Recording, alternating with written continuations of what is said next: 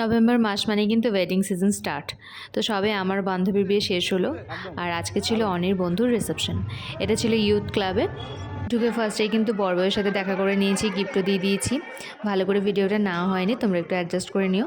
এরপর কিন্তু অনেক বন্ধু বান্ধবদের সাথে দেখা হয়েছিল, অনেক আড্ডা হয়েছে। এরপর চলে গেলাম স্টার্টারে অনেক কিছুই ছিল, পনির টিক্কা, চিকেন কাবাব আর ওইদিকে ফুচকা। চলো এবার মেন কোর্সটা দেখাই। তো মেনু কার্ডটা তো দেখেই নিলে। ফার্স্টে ছিল ভেটকি মাছের ফিশ ফ্রাই, এরপর ছিল কড়াইশুঁটির কচুরি আর চানা মশালা, এরপর ছিল পোলাও আর তার সাথে ছিল ডাল, শাহি পনির।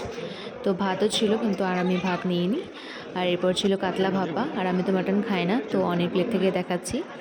আর এরপর চাটনি, মিষ্টি আর নিইনি। তো নিচে গিয়ে সরাসরি চলে গেছিলাম আইসক্রিম কাউন্টারে। ফার্স্টে একটা স্কুপ নিয়েছিলাম, কিন্তু আমাদের মন ভরেনি, তারপর কোনও নিয়ে নিয়েছিলাম।